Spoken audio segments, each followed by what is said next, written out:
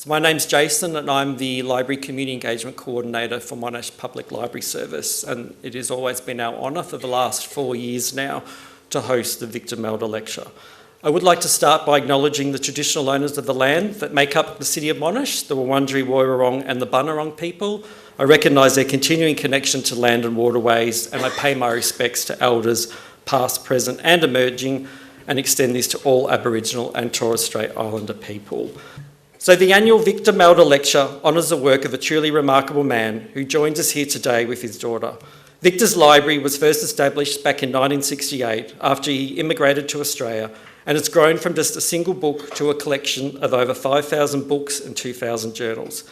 His library is used by students, academics, writers and authors, expatriates from Sri Lanka, and by anyone who needs any information on that country. Thank you, Victor, for all the work that you have done.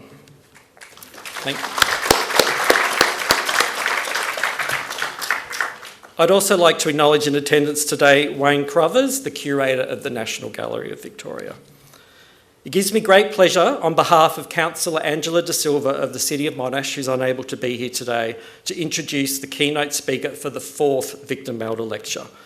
Our guest speaker today, Dr. Srilal Fernando, is a consultant psychiatrist in Melbourne and graduated from the Faculty of Medicine in Colombo. After obtaining postgraduate qualifications and training, he returned to Sri Lanka and was appointed psychiatrist at the General Hospital Kandy. He has worked as a consulate psychiatrist in Sri Lanka, the United Kingdom and in Australia, and was awarded a scholarship to the Maudsley Hospital and Institute of Psychiatry in London. Dr. Fernando is an avid collector of art, books, coins, and has other wide-ranging interests. He is a founding member and Honourable Life Member of the Philatelics Association of Sri Lanka, and he's also one of the founders of the Ceylon Society of Australia and has been its Vice President now for over 25 years. He is the author of the book Fruits of Virtue, The Early History of St Joseph's College in Colombo. Please join me in welcoming Dr. Fernando to present the 2025 Victor Melder Lecture.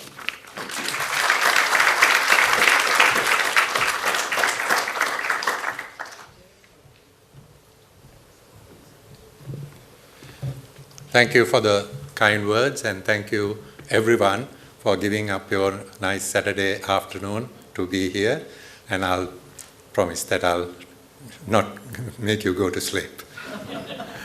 Before we start, can I just by a show of hands let me know whether you have heard about the 43 group before this lecture? Very good, so it's half-half. All right. So again, I'd like to thank Victor for all the work that he has done, inspiring us. And that's the old library. And now the library has shifted to Cheltenham, and this is the new library. And we also now think that we can form a little art group.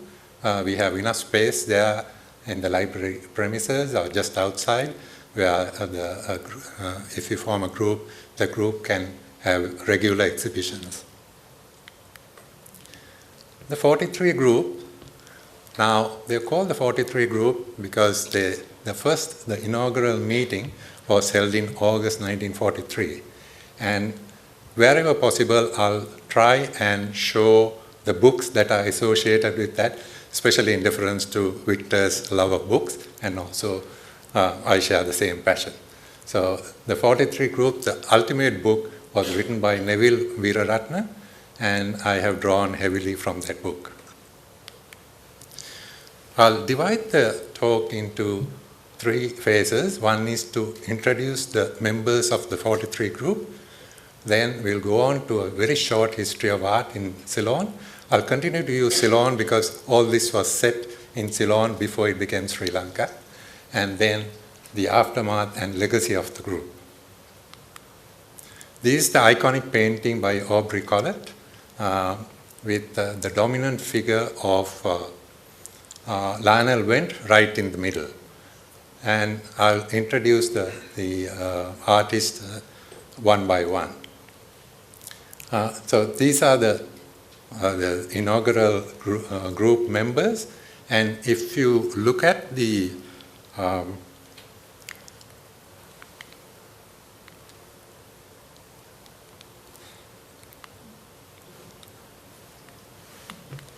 and get it to work. If you look at the year of birth, you'll find that there are two groups. Some were in their 40s and some in their 20s. And most of them lived to a ripe old age, to living up into their 90s, so art is good for your health. This is the iconic picture of Lionel Wendt, painted by Jeffrey Beeling, and it's in the Lionel Wendt Theatre. You see this flamboyant figure with his, it's called the orange dressing gown at his Steinway grand piano. He was not a painter, but he's a well-known musician and he's a world-acclaimed photographer.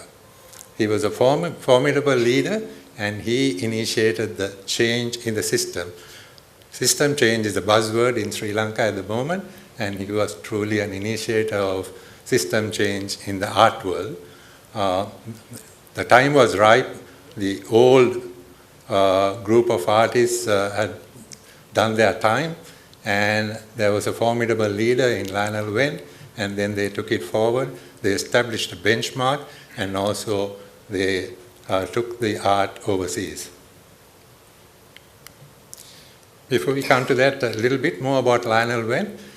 How he started was that as a young man, his parents, his father was a judge, mother was very interested in social work, and she used to have parties in their house called Eldorado, nothing to do with elbow.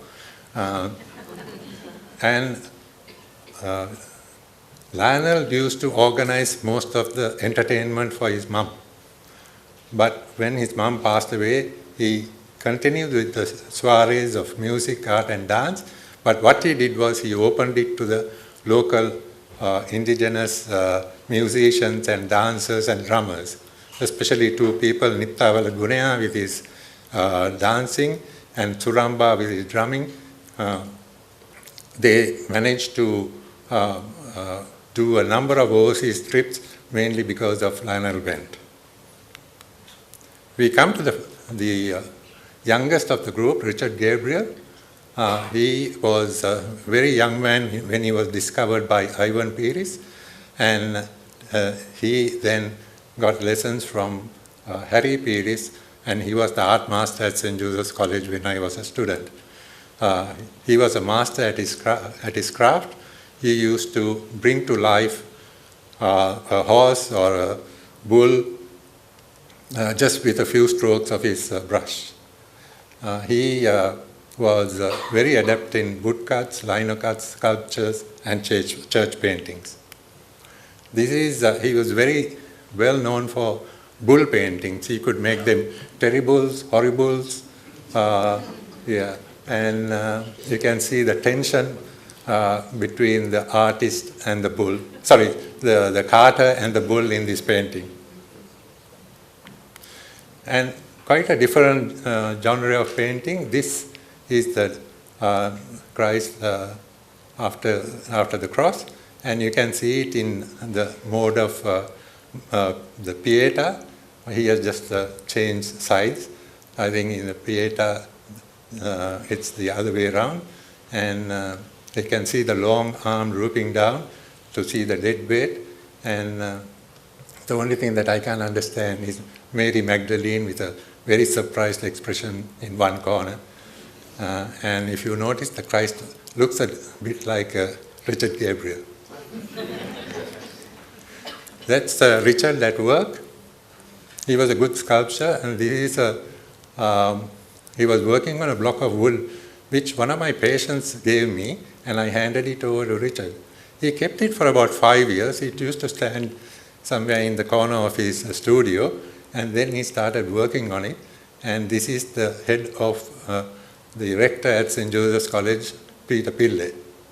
Those the Josephians here, you can remember Father Peter for his intellect, 2 doctorates by the age of 23, and he is also, Richard has got his kindly eyes. He was a man of who did a lot of work for social justice in Colombo and in Sri Lanka. This head is now at Aquinas, which was started by Father Peter. This is the book by Neville Weeraratne, one of Richard Gabriel's students at St. Joseph's. He was a writer as well as an artist. This is a book now, it's very difficult to get. Sometimes it's more expensive than one of his artwork.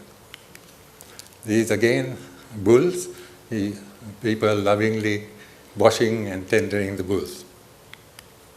He was probably the only Sri Lankan or only Asian member of the academy which was started by the Medicis, and Michelangelo was one of the early members.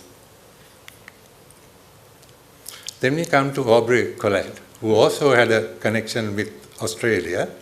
He migrated to Australia in 1961, leaving Sri Lanka. He was famed for his cartoons, but he was an artist as well. He could really dissect a person's features and put them together, and you could still see the resemblance, but in a completely different way. His best work was done in Sri Lanka because he knew the politicians very well.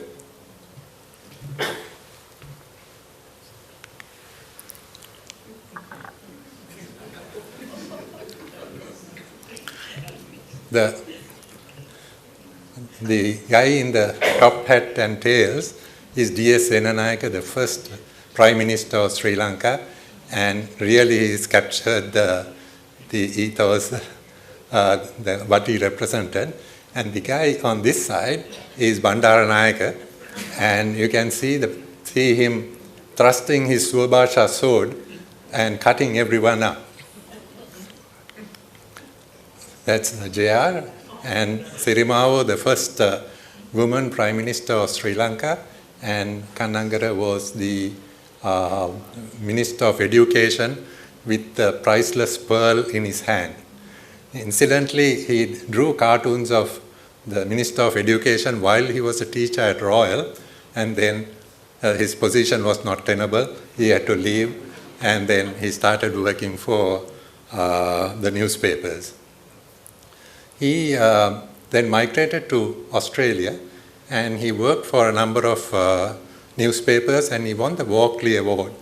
But I think still the best work is his work in Sri Lanka. That's my Uncle Richie. He could also make people look very nice. Uncle Richie was 5 foot nothing. He had made him a tall man.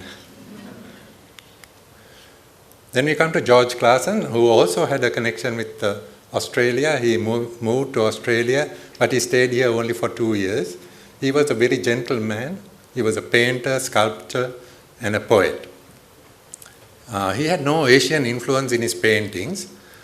He then discovered abstract art, and then he continued on that line, and he lived in London, where he worked almost continuously, and the painting is from his book, so that gives an idea of the type of abstract work that he did.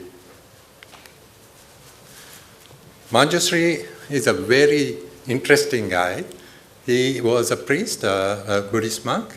He joined the Pirivena at the age of 13, and he was very good with languages. I think he could speak 7 languages. He went to Shantiniketan in India mainly to study Chinese, and also he wanted to visit Tibet. That was his aim.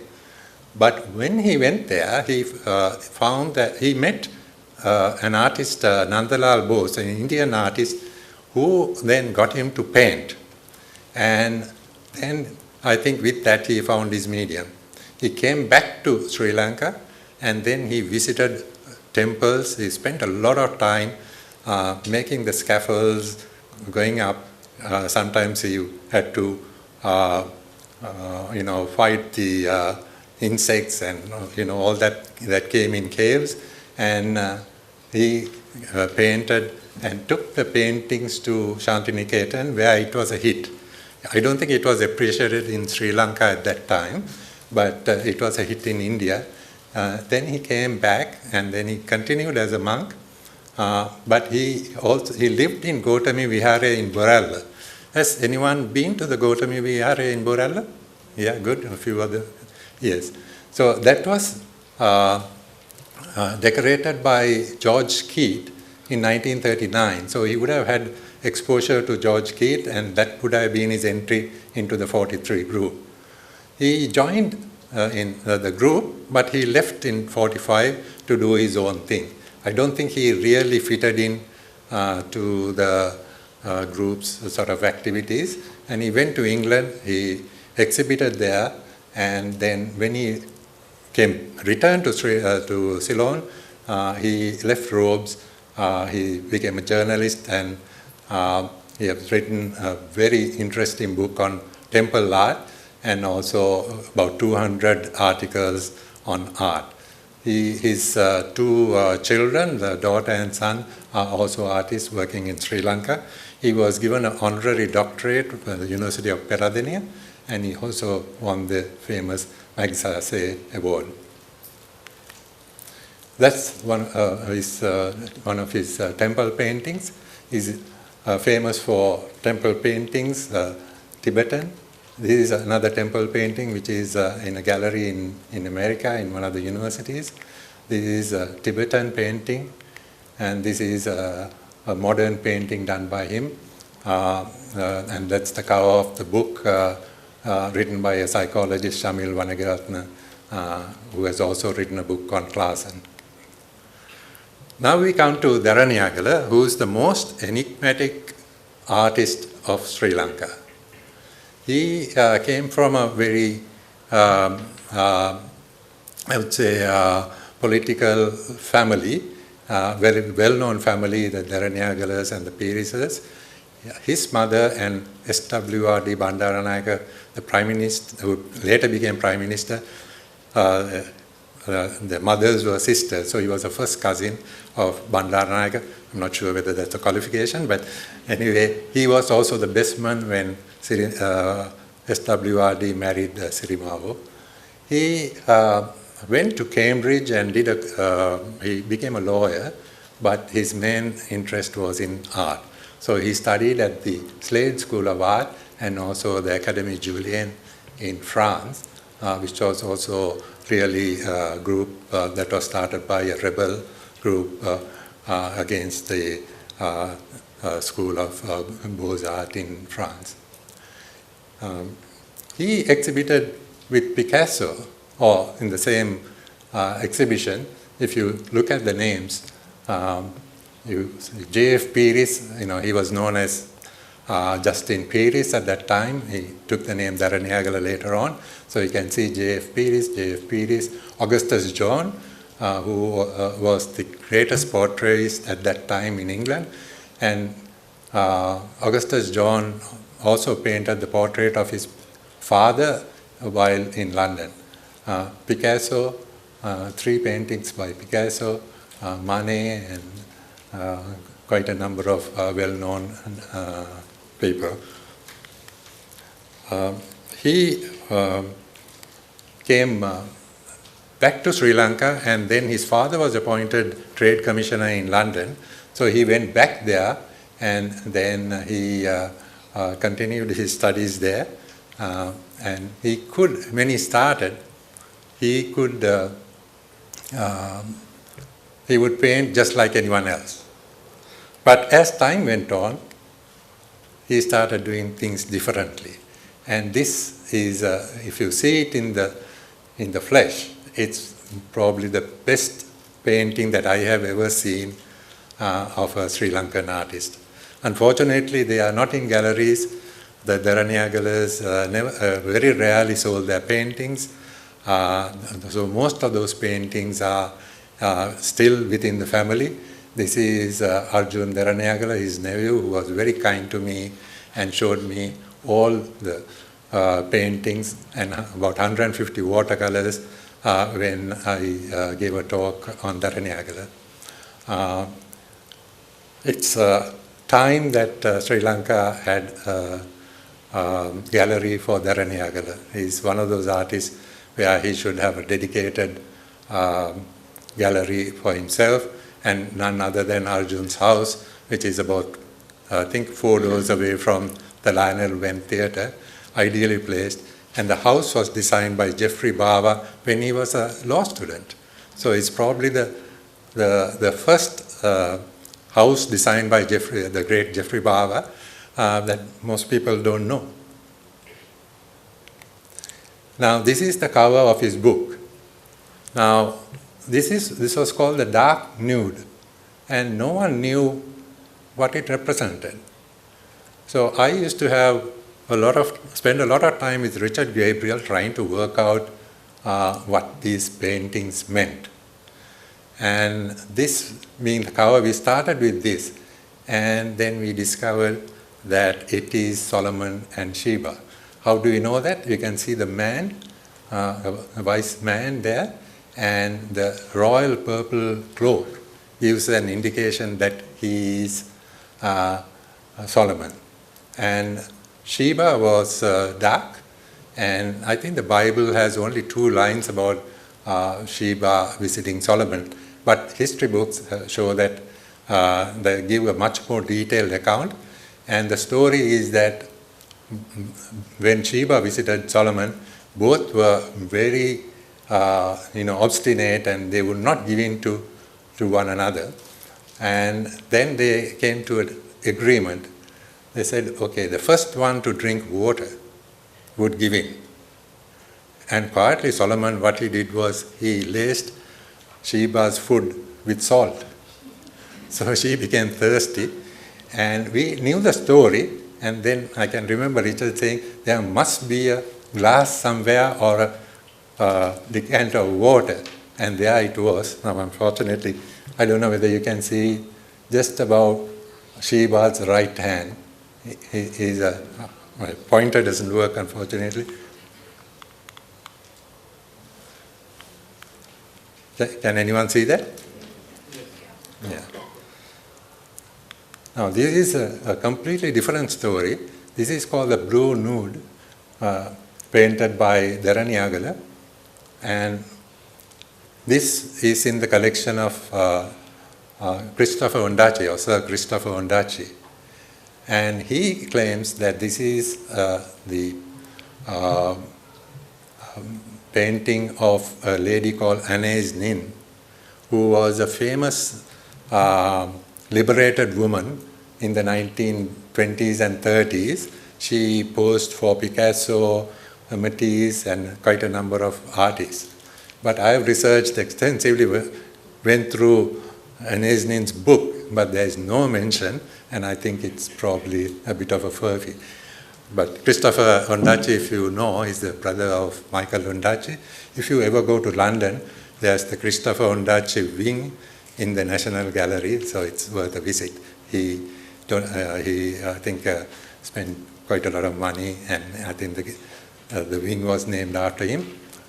He's a very interesting man.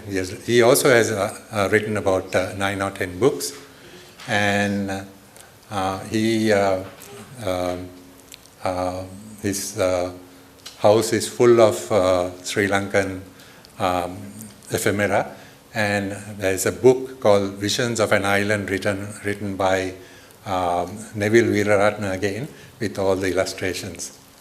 Now this picture is interesting in another way, because when this came up and I was talking with Richard Gabriel, he said the top 2/3 are by Daraniyagala.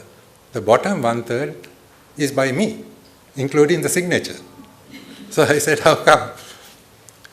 Apparently this was leaning against the wall in Daraniyagala's house, and water had come in, destroyed the bottom part, and he then brought the painting for Richard to have a look at and repair, and that's what he did. Beeling, he was a gentleman of the 43 group. His father was an artist, and he attended the famous JJ School of Art in Bombay, but his father died and he had to come back. He continued to work, and he had a number of exhibitions with George Keyt, and he then took a job as the art inspector in 1932, replacing Charles Freegrove Winther, whom I will touch on later on. He also designed the first Lionel Wendt Art Center before the new building came up in front. and he gave up his paintings to do pastoral work. This is his painting called the ice cream vendor. If George Keyt did that, he would have made those people very round and sexy, I would say. But, this is a typical building painting. Now we come to George Keyt. He's the artist that is best known all around the world, and his paintings go for huge amounts of money. He has a very controversial life. You can see him at the starting off in Western dress, and then the middle where he gave up all Western style of living, and and the other one, and in his old age. He was a friend of Lionel Wendt right from a young age. I think the families were friends. He attended Trinity, and at Trinity he didn't want to follow his classwork, and he was allowed to go to the library and spend as much time as he wanted. He was married and he had 2 children, but with the great renunciation of everything Western, he left his wife and went to live with Pilavala Manike. He went and lived in a village, adapting the very Sinhalese village rural life, and his paintings also changed as a result.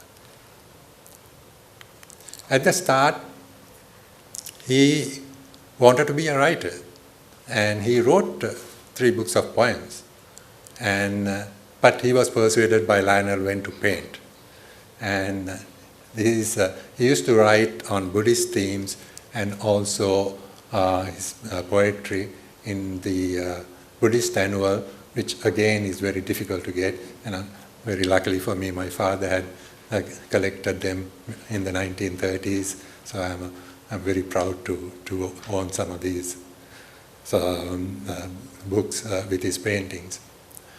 He painted the walls of Gautami Vihara in 1939, and that was his work, it's a real work of art. It's going to be restored very soon.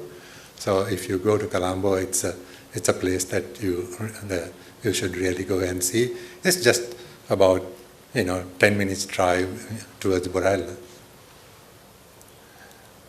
He had a good friend called Martin Russell. Before we come to that, this was one of his very early paintings, and they are just again very colorful, but you can relate to it, very sort of realistic type of art. And then with the influence of Cubism, he started moving in a different direction, and that instantly became a hit. So you can see in 1943, this is the type of paintings that he did, and they got modified with time. Now this is put this slide up because I wanted to show you Mulk Raj Anand, who was the person on the extreme, on your extreme right, and he was the guru in India. He has written quite a number of books. He and his partner, who was Minette De Silva's sister, Anil De Silva, arranged an exhibition for George Keyt in 1948, and that was really what took George Keyt's work overseas. You can see Minette De Silva, the first woman Asian architect, next to Picasso. This is what he was drawing in 1947. This is one of the paintings that was exhibited in India and then bought by an Englishman, and again shows the different style that he adopted. This is a very classic George Keyt painting, and you can see the line of the nose and the mouth, which is very characteristic of George Keyt paintings, and he followed that right throughout afterwards. And now you can see the same nose line, eyebrows, but this time the figures are much more curved. We come to Ivan Pieris, who was the guy who helped Lionel Wendt. He was the one who rounded up some of these artists, brought them, talked to them, and got them working. He was the brother of Lester James Peries, who most of you would know, is the great film director. And Lester was also part of the group that joined with Lionel Wendt. He was not an artist in that sense, so he was not in the 43 group, but he was closely associated, both Ivan and his brother Lester. He went on a government scholarship to London, and he learned special techniques. He's famous for his elongated figures, like the El Greco paintings, and he painted his scenes from the seaside in the Hivala, where he lived, and you can see the diverging coconut trees, the stylized clouds, the waves, and he painted the same scene over and over again, but showing different moods. He was also famous for his crouching figure and also his stylized paintings of trees.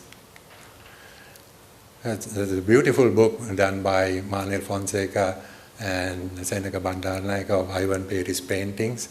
Again, gone, it's almost impossible to find a copy of that. And there you see the High Commissioner G.P. Malalasekara viewing his art, and Anoma, who's here, might also have been there as a little girl.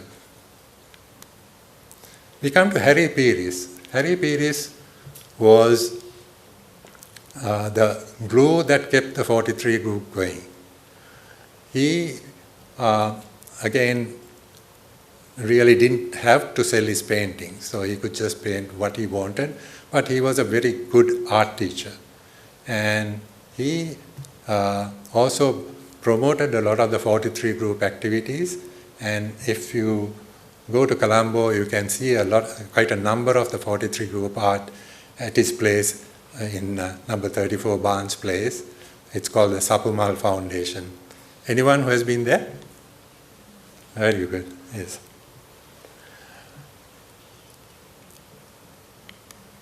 This is one of his paintings, the flowered sari. Okay, so that's the group of people who formed the 43 group. What was special?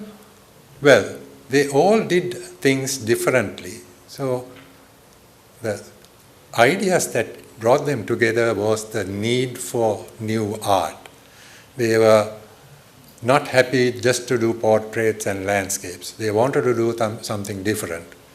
They were exposed to art overseas. So they had either some of them had studied there, and others through their interaction with Lionel Wendt, they had exposure to ideas and books that Lionel Wendt had, and they then formed this 43 group, which was quite revolutionary at that time, because they said, we don't want to have competitions. So in any of these art exhibitions, there was no first prize, second prize, or third prize.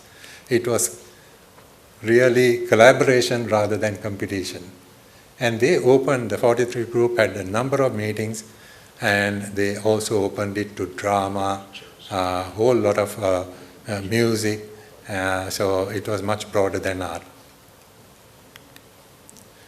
Okay, now we do a very quick run on the art in Ceylon. Now, art in Ceylon goes a long way back. Most people will say, okay, it started with Sigiriya. That's the only recorded art that we have in Ceylon. But that's not so. There are so many rock caves that are unexplored, that have artwork going back at least another 1,000 years before Sigiriya. So that is before the time of Vijaya's landing, there were art in caves. And Stefan De Silva, who from Sydney, who gave us a beautiful illustrated talk, as he goes around whenever he has time, he goes to these far off places and he records them, he photographs them, and we are waiting for a book by him to learn a little bit more.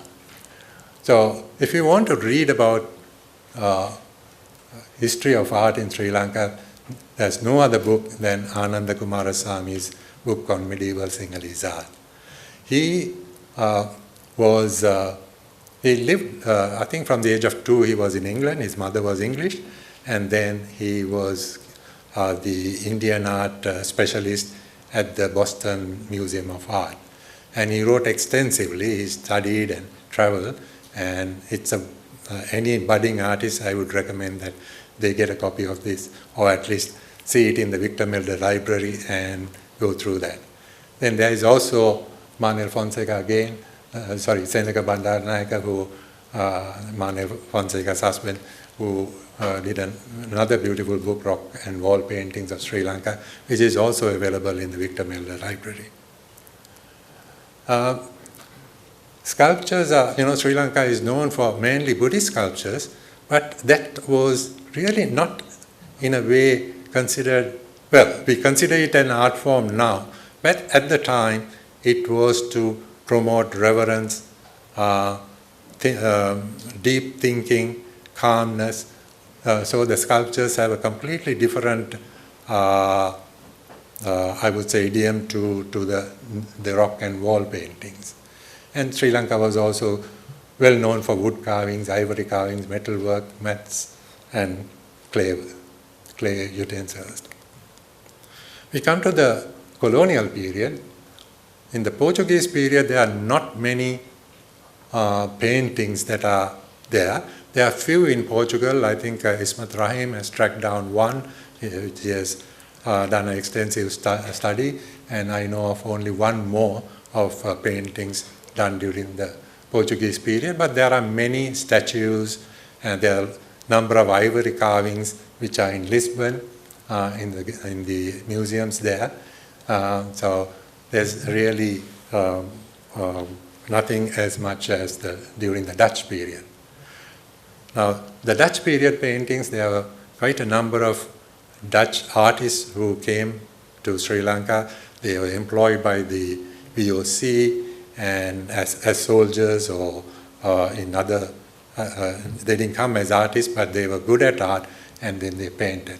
This is the iconic painting of the what's called the Falk Embassy, and the book that you have to read is by Dr. Rajpal De Silva, my guru in art.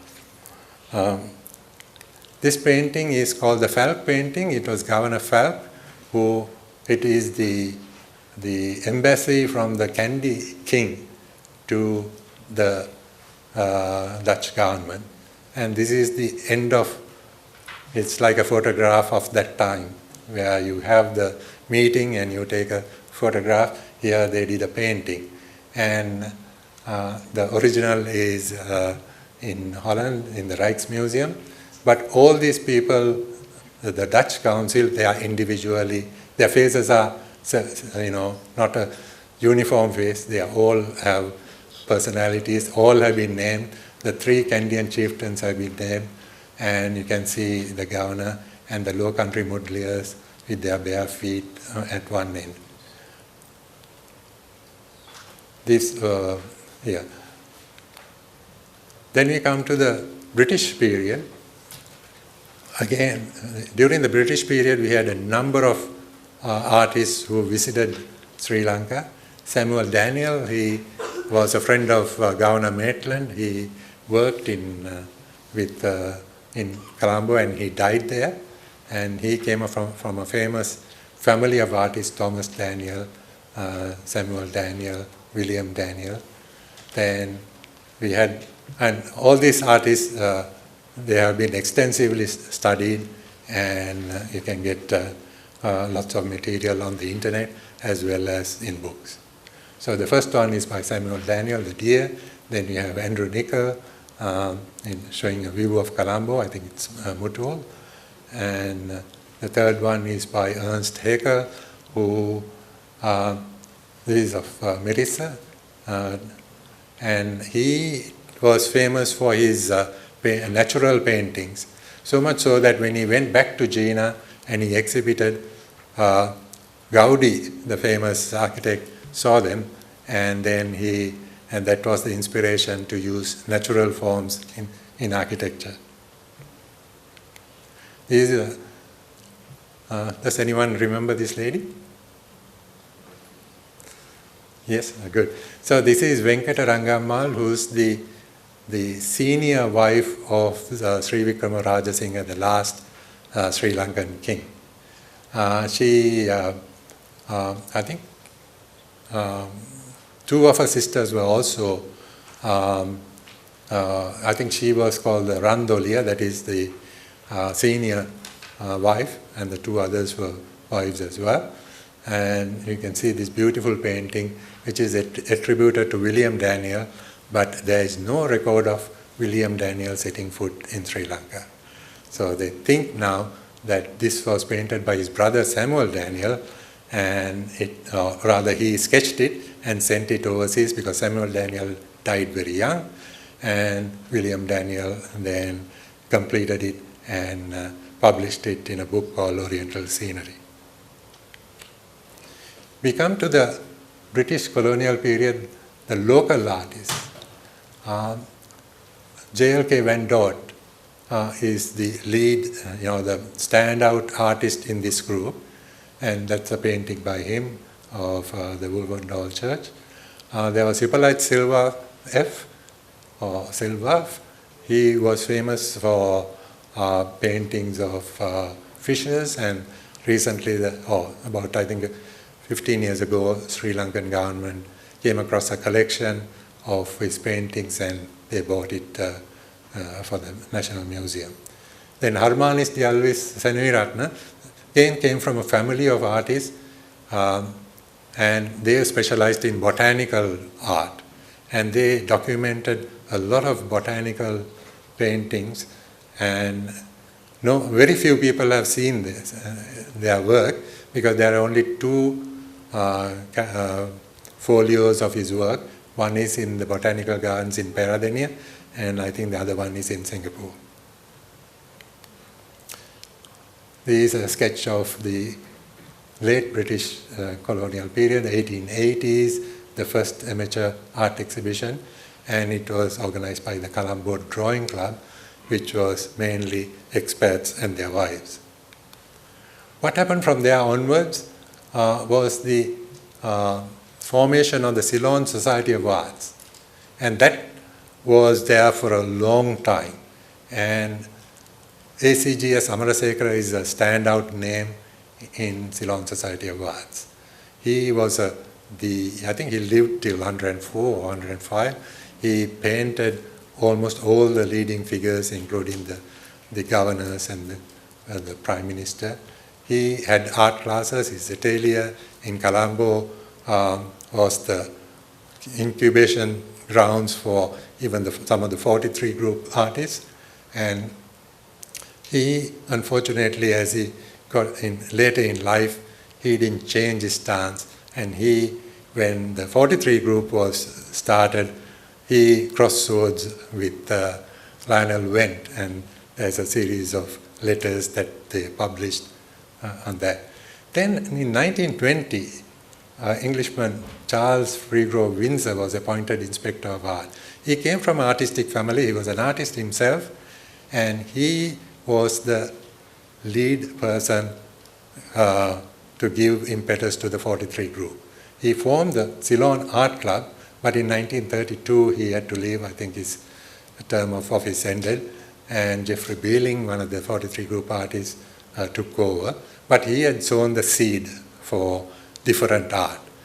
I think he would have been an inspirational figure, because the Jaffna art group at that time was called the Windsor Club, or Windsor Art Group. It, I think, died a natural death after the lead person died, but he would have been an inspirational figure. We'll skip over this one, some parallels with the Impressionists. And then we go to the inspiration that came from Indian paintings. Again, briefly, Indian paintings again go back to Ajanta frescoes, the folk painting, Mughal, pre-Mughal company paintings, and the Bengal school of art, which was started by the Tagores. Tagore, as you know, Rabindranath Tagore won the Nobel Prize for Literature, the first Asian to win a Nobel Prize. And with that, his family were all artists. Their house was called Shantiniketan, and that became an art school. Later on, in 1940s, after the 43 group was formed, there was also a progressive art group based in Bombay, and some of the big names now like M.F. Hussain, Newton Souza, they belong to that group. This is Indian art, Jamini Roy. The Indian art movement was tied up with the independence movement. So it went on a different theme. And they used natural colors. They moved away from anything Western, which the 43 group didn't do. They absorbed the Western idiom into their indigenous style and combined the two. So other artists that were active during that time. So 43 group was not an exclusive group. There were so many good artists that were working at that time. And some of the names, David Painter, some of from Trinity or St. Thomas's will immediately recognize, the Transfiguration, the chapel paintings, and he was one of the leading artists of his time. He was of the same age as George Keyt, they were probably in Trinity together, but I don't think they saw things eye to eye. He came from a very missionary type of family, so that may also have been one factor. Then George Diniz, he painted the rectors of St. Joseph's and St. Peter's. We have J.D. Pereira, a gallery named after him in Colombo now. G.S. Fernando, a lot of his paintings were used in travel brochures. Tudor Rajapaksa, Saraswati Rockwood would have been very young. Good to see her daughter here today. There's G.S. Amarasekara. Richard Henricus is another big name, little known. He was the guy who painted a lot of artwork for the Tower Theatre, and he also painted churches. St. Andrew's Church, which in Mutual, that's unfortunately no longer there, was painted by him. But there is another church in Mutual with his paintings in different stages of decay now. So M. Salis and Solius Mendis. I want to talk a little bit about Solius Mendis. He's completely different from the other artists. He was an indigenous artist who came from the village, and he started painting in temples, and he was headhunted by Helena Vijayawardena, who chose him to do the murals at the Kalaniya temple. And he was sent to India. He studied the murals. He didn't take any photographs. He didn't take any notes. Everything was in his head. He came back and he used, again, local material. Under the influence of the Bengali school, he went and experimented and found clay to paint over. He did the local natural colors that he used, and he did these masterpieces. So you can see some of his paintings. And you can still see them if you go to the Kalaniya Rajamahavihari. He was a good man, but unfortunately the Dayakas of the temple chose not to give the main shrine room for him to paint. They chose a chap called Carl Kazman, who later they found was a KGB agent. He was painting in Sri Lanka, and he was given the shrine room. I'm not exactly sure what the politics were. I think Saulius Mendis got very disappointed. He has spent his lifetime painting the Kalani Raja Mahavihare. He went back and he had bought, I think he sold his car and rode a bicycle after that, giving the money to start a home for the blind or blind children. And then he had 2 acres of coconut, which he sold and gave the money to the ACBC, the Buddhist Commission. I think G.P. Malasekar again was the chairman, and that now runs as a school for blind children. And he died virtually penniless. But I think he is a great man as well as a great artist. Okay. What did the 43 group do? So they had annual exhibitions. The first exhibition was in the photographic club's rooms, and after that it was at Lionel Wendt's house, and then it became big, and then they had other venues. So they had, I think, about 16 exhibitions altogether, and in 52 to 54 they had quite a number of overseas exhibitions. So these are famous. Can anyone recognize this lady? Airangani Sera Singh, the famous actress. Yeah. She was married to S.B. Dissanayake, Dr. or Professor S.B. Dissanayake, not the S.B. Dissanayake, the politician. So they had quite a number of exhibitions in England and in France, and also quite a lot of exposure during that period. And they were helped by quite a number of people overseas. And I think this was the height of the 43 group overseas. They were well recognized at that time. And there were other exhibitors who, by invitation, they exhibited with the 43 group over the next few years. The names that I want to mention, the picture is of Neville Veeraratna and Sybil Keyt, great writer and great artist. He exhibited regularly with the 43 group, but well known for his writing. He wrote quite a number of books on art, and I learned quite a lot by talking with him about the 43 group. So we also have Gamini Varnasurya, number 2 on the list. He was an architect. Again, not many people have heard of him. Gamini got a British Council's call and came to Melbourne. And he studied architecture, went back, and then came back and lived in Melbourne. And his paintings are very rare. They are very nice. I think he also, he designed the house for Richard Gabriel. Would that be right? Yeah. So he was involved with the 43 group right from the start, not being a founder member, but it's very difficult to find his paintings. I'm lucky to have one which was given to me about 20 years ago. I bartered with my friend Malaka Talwatta, and I still have that. I admire it very much. Noel Abesinghe was also an architect who again did art, again lost, we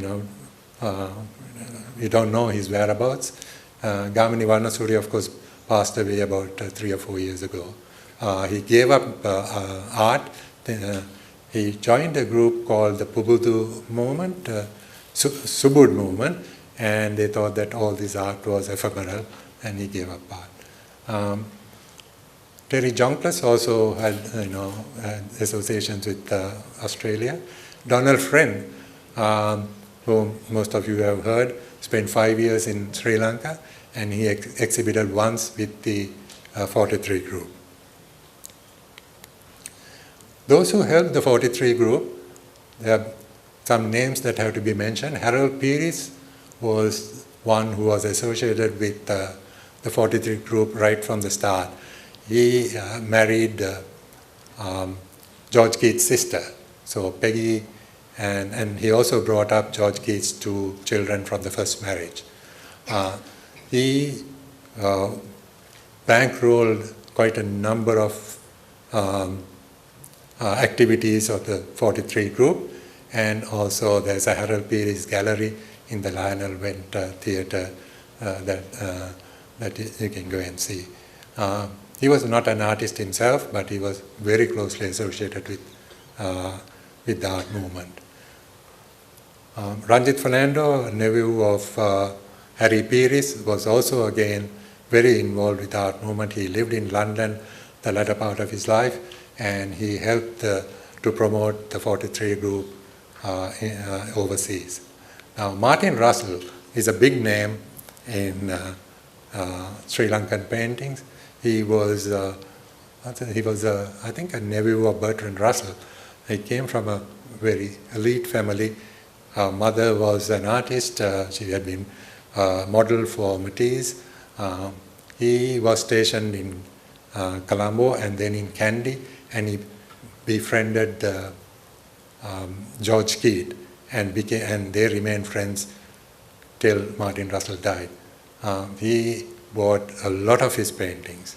I think the first 43 group exhibition, he bought all of George Keyt's paintings. He used to, from Kandy, he used to walk to Sirumalwatta to visit George Keyt, and he wrote the first book on George Keyt's paintings. And that book now is very difficult to find. After that, there have been about 10 books. The last one, Absence of a Desired Image by Singaraja Tammita Delgoda, is a very good production, and it's, again, if you're interested in art, it's worth buying. But Martin Russell was the very first person to write a book, and that was published by Mulk Raj Anand in India. Okay, we come to the end of the talk, and thanks to Neville, the late Neville Veeraratna, that I've drawn very much from, the late Richard Gabriel, to my family, and my grandson Gabriel, who helped me with all the presentations. He's my tech guru, and he's a lucky boy who had Richard Gabriel painted one of him when he was born, called the Three Gabriels.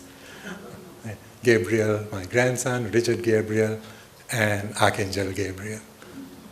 Victor Melder for his love of books, which we have in common, the Monash Library Service, especially Jason and the staff, to Jeff doing the tech work, to Nimal, who's recording this event, to Hemal and Nilantha, who have organized the art exhibition. And I hope the art exhibition will be a regular event. We have found a place that it requires some leadership to get that going.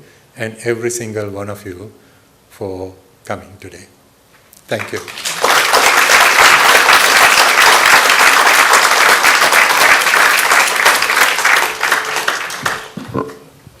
We've got time for a couple of questions. Does anyone have a question? I can bring a microphone up to you. Hi, Sriral. Hi, Lovely Sri. talk. Thank you. Could you identify the people in that initial painting you showed, the very first one? Yes. So the guy in the center is Lionel Wendt. The guy in the Buddhist the monk's robes is Manjusri. The one next to him, the tall guy, is Daraniyagala. The one behind the monk is Klasen. The one where the head is cut off is Aubrey Collette. Then just above Lionel Wendt's head is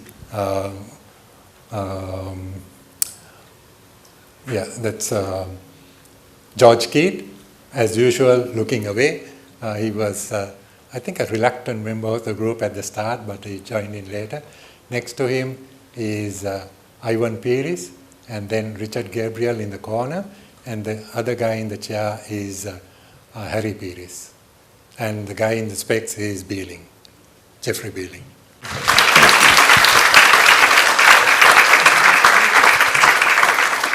I'm now going to invite forward Victor Melder to say a couple of words to you. Thank you.